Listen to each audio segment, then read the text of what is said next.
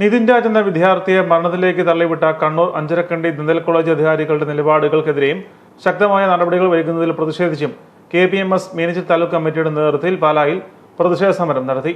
കൊട്ടാരമറ്റത്തു നിന്നും ആരംഭിച്ച പന്തംകുളത്ത് പ്രകടനം ലാലം ജംഗ്ഷനിൽ സമാപിച്ചു.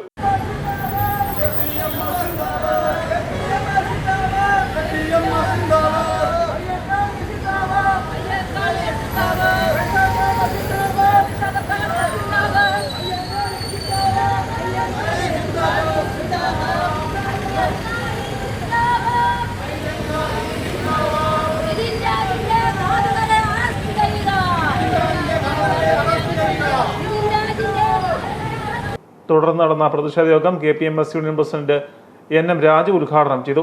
അതുപോലെ തന്നെ ഈ സംഭവം നടക്കുമ്പോൾ തന്നെയാണ് പല സ്ഥലങ്ങളിലും കുടിവെള്ളം കൊടുക്കാത്ത സംഭവങ്ങൾ, അതുപോലെ തന്നെ വഴി നടക്കാത്ത സംഭവങ്ങൾ. ഇപ്പോൾ കഴിഞ്ഞ ദിവസം ഒരു സ്വകാര്യ വ്യക്തിയുടെ കിണറ്റിൽ നിന്ന് വെള്ളം പോകാൻ സമ്മതിക്കുന്നില്ല.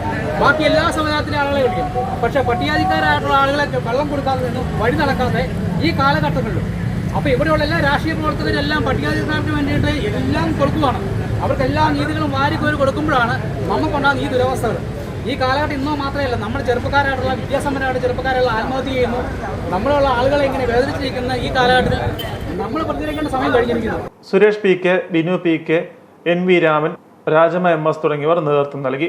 നിരവധി പ്രവർത്തകർ പ്രതിഷേധ യോഗത്തിൽ പങ്കെടുത്തു.